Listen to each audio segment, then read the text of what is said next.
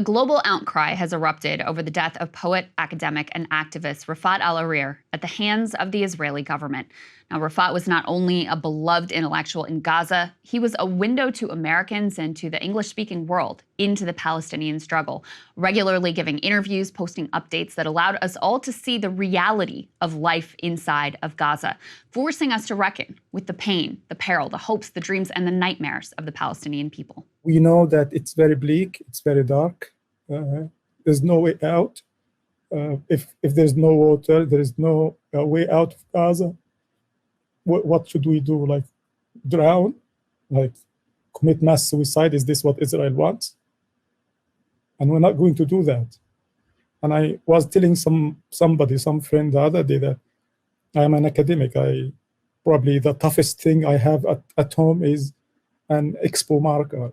But if the Israelis invade, if they barge at us, charge at us, open door to door to massacre us, I'm going to use that marker, throw it at the Israeli soldiers, even if that is the last thing that I would be able to do. And this is the feeling of everybody. We are helpless. We have nothing to lose.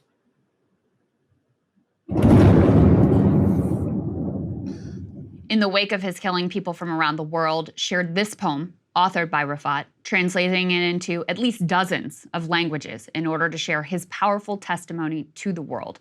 That poem reads, "If I must die, you must live to tell my story, to sell my things, to buy a piece of cloth and some strings, so that a child, somewhere in Gaza, while looking heaven in the eye, awaiting his dad who left in a blaze, and bid no one farewell, not even to his flesh, not even to himself, sees the kite, my kite you made, flying up above, and thinks for a moment that an angel is there, bringing back love if I must die." The mourning of this beloved figure, an outpouring of humanity, was met with a truly repulsive, inhuman response.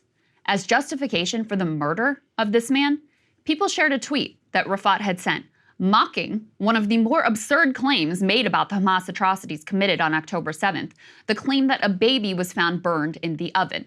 That lie, like many others, has now been debunked by the Israeli outlet Haaretz.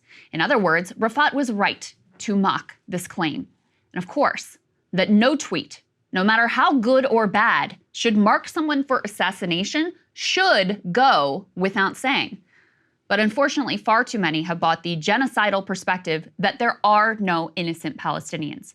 These tweets were enough to convict him as guilty in their minds and justify his death sentence.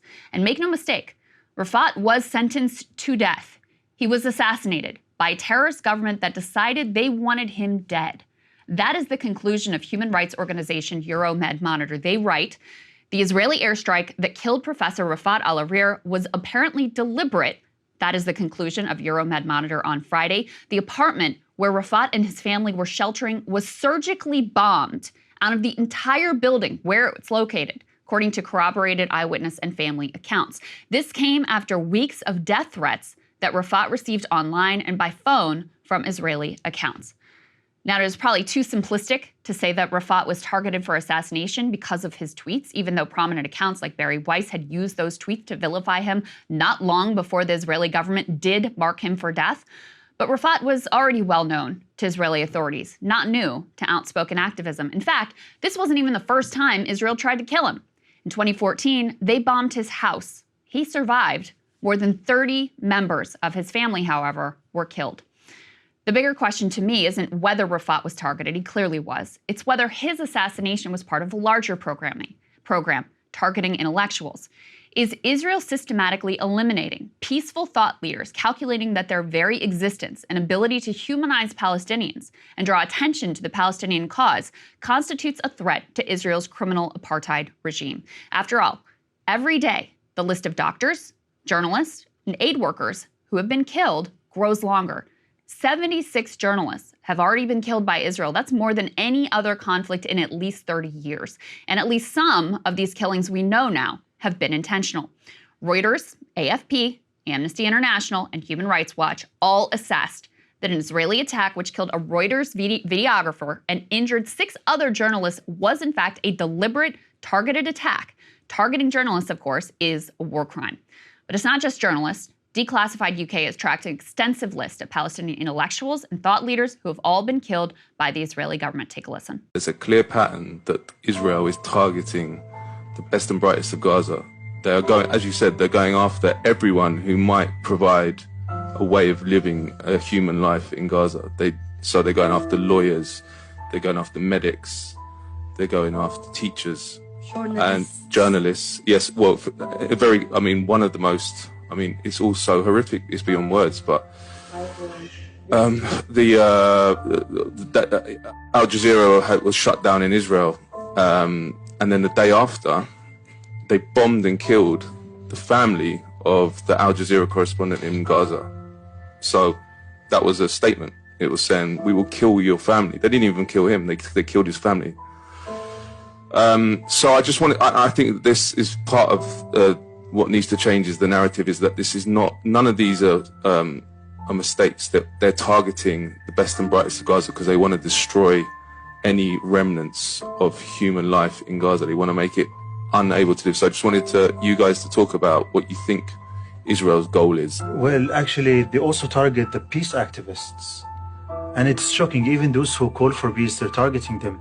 For example, they targeted my friend Ahmed Abma, the founder of the Great March of Return. He is my best friend, and he has always been one of the most vocal voices for the peaceful resistance. I'm reminded also of what one official told 972 magazine of how Israel is conducting its bombing campaign. Quote, "Nothing happens by accident. When a 3-year-old girl is killed in a home in Gaza, it's because someone in the army decided it wasn't a big deal for her to be killed. It follows then that when a doctor or journalist or scholar is killed, it's because the Israeli government wanted them gone. This targeting makes sense on another level. There may be no state in the world which so clearly understands the power of words and stories, and by extension, those who wield those words and stories, as the state of Israel. How else, after all, do you convince a diaspora of people with different languages and cultures living all over the world that they're actually one people, and that they should get behind what must have seemed a preposterous project at the time to settle and colonize historic Palestine?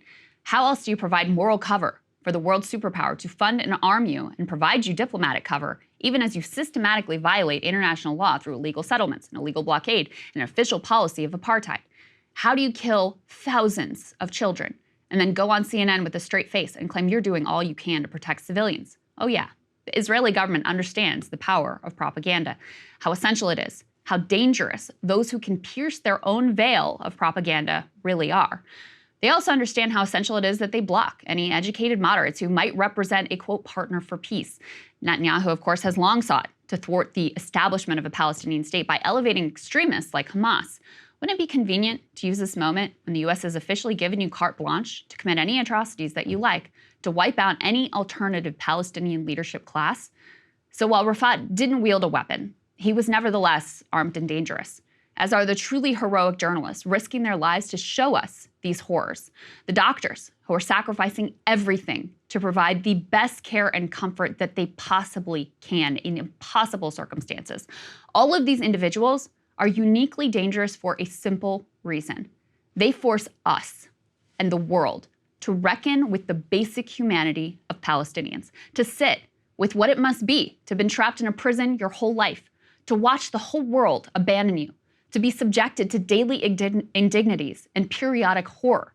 These heroes are vastly more dangerous to the Israeli regime than Hamas, because the instant the world truly recognizes the full humanity of Palestinians is the instant that the Israeli project of dehumanization ends forever.